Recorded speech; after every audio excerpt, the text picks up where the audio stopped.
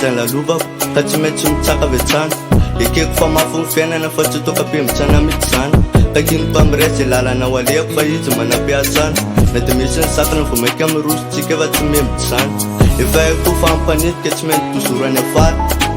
ka tsy ho rarahiko zany fanotanjoko tsy maintsy ho lasa stara dia avy ireo efa tafy dia tsy adiny koa avy ireo solda tsy mivady tamisotsany tompo fa izy nanohanana tsy ho lavo gainy sitrapena na efina na hoe mampiasa mila misaka raha mandrotsika ko tsy ho resany fareo paka alatiny anao anetsy ho tafanty azesana saina fany anao hoe zao hatrany sitrapena na efina na hoe mampiasa mila misaka raha mandrotsika ko tsy ho resany fareo paka alatiny anao anetsy ho tafanty azesana saina fany anao hoe zao hatrany fiainana tena hoe mafy fa mila mijoro raha hoe teo tafa ka moralina ny atao ambonina dia misy favaly fa reo any afara dia ny sitrapenana efina fa anaty mangidina ahitana mana dia mila mitolona tsy miambandonina fa ny lalana ihany ny zorana tsana maro ny mpanenjika fa ny afara reo koa efa kopoko efa tara lany manenjika pasin'olona efa nizy koa ary tsy lavorary maro ny mpanenjika fa ny afara reo koa efa kopoko efa tara